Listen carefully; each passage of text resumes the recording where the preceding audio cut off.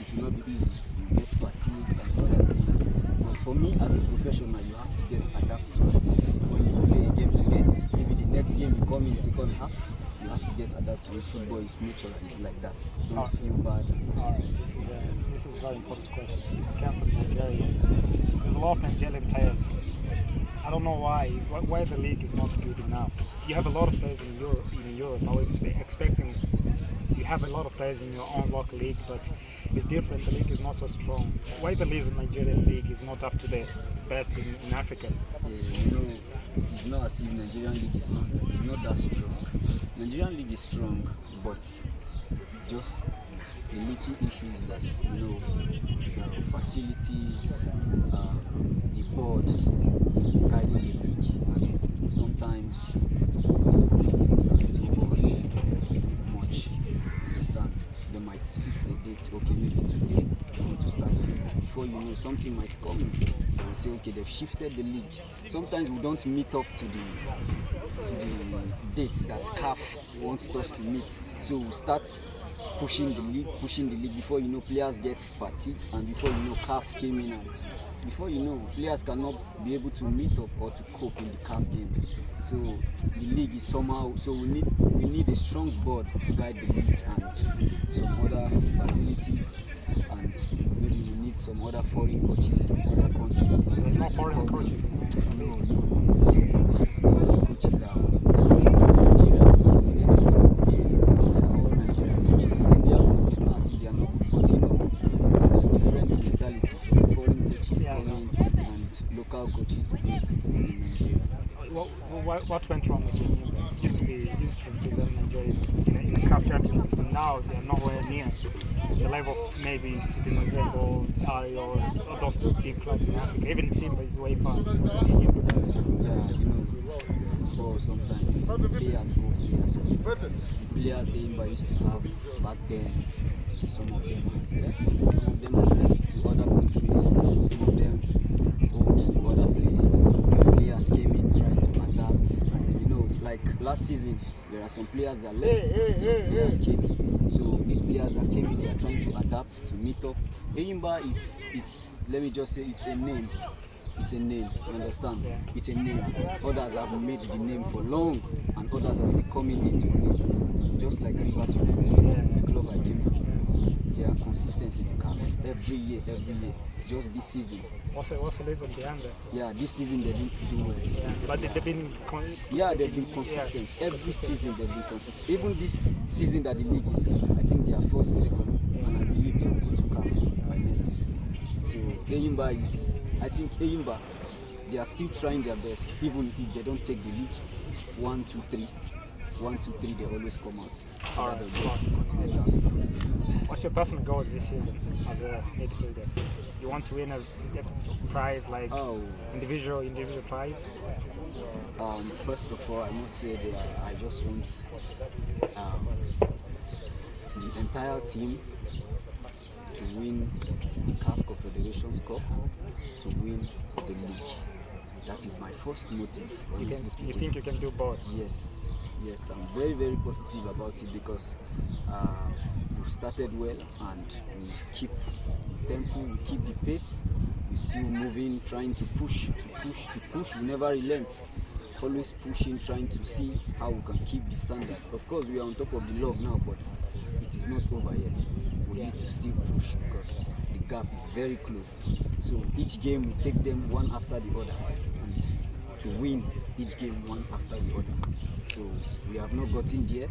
We will still continue to push, and by the grace of God, we hope everything will come out in a better way at the end. Tell me about the game against Bravos. It was a little bit scary in the second half. They get the penalty.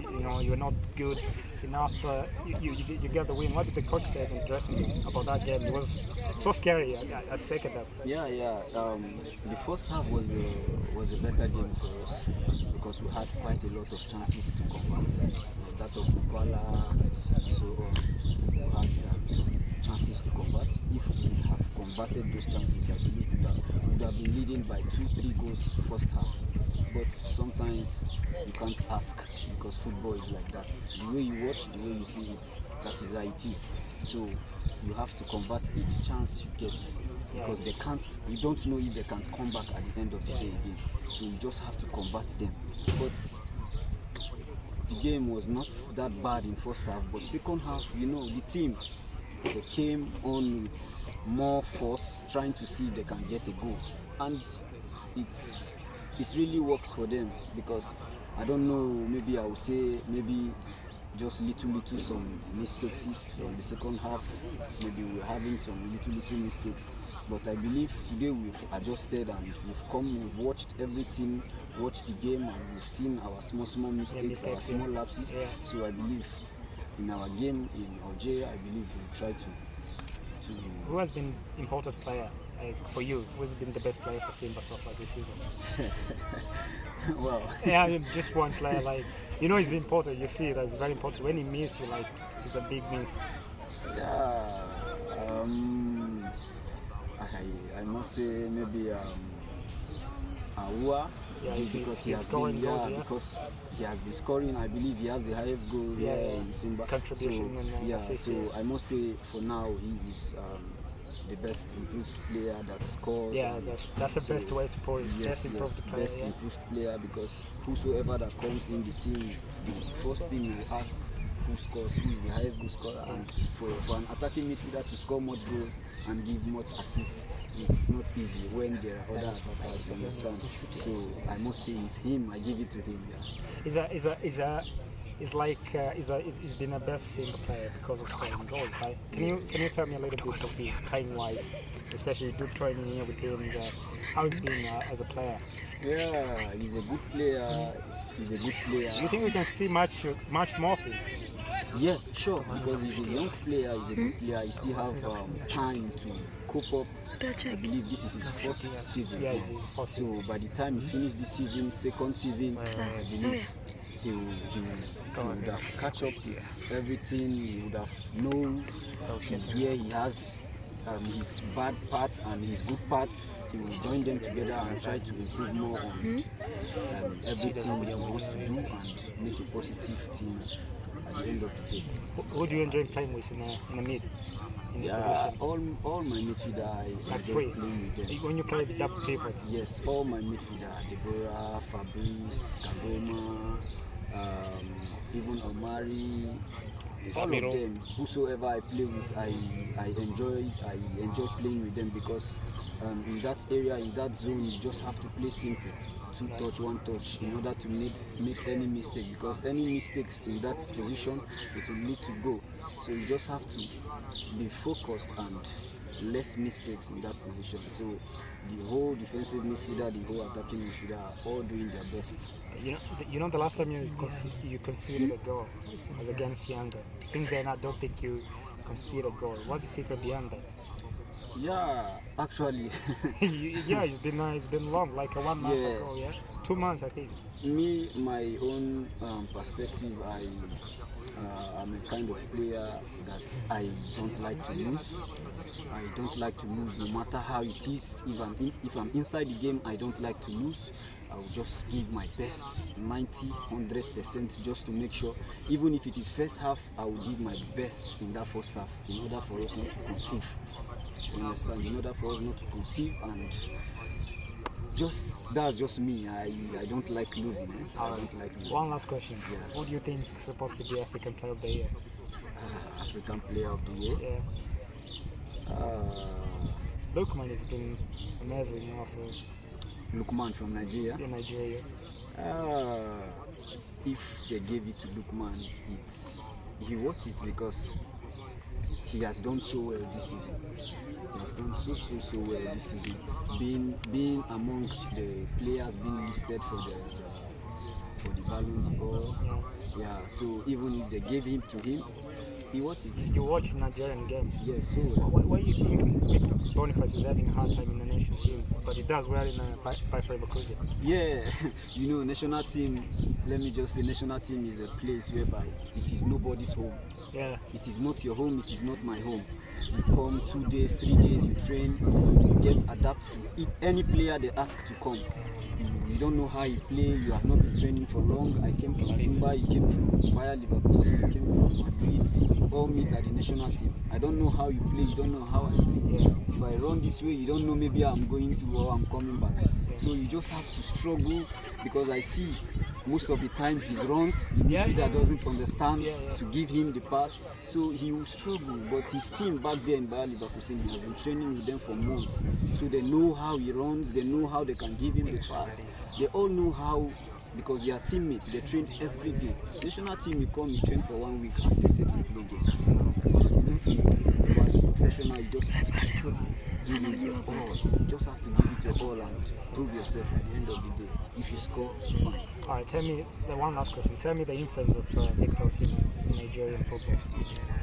I've been watching him since very young. I think the World Cup under 20. That's the first time I started watching him. Up to now, he's a very influential player in Nigerian football. Tell me how he's been influencing young players to be at the top level. I know Victor Osimhen right from time when he was playing for under 17. Yeah, you played with him. Yes, I did the under 17 doing Amonike. Okay. Yeah, I know him.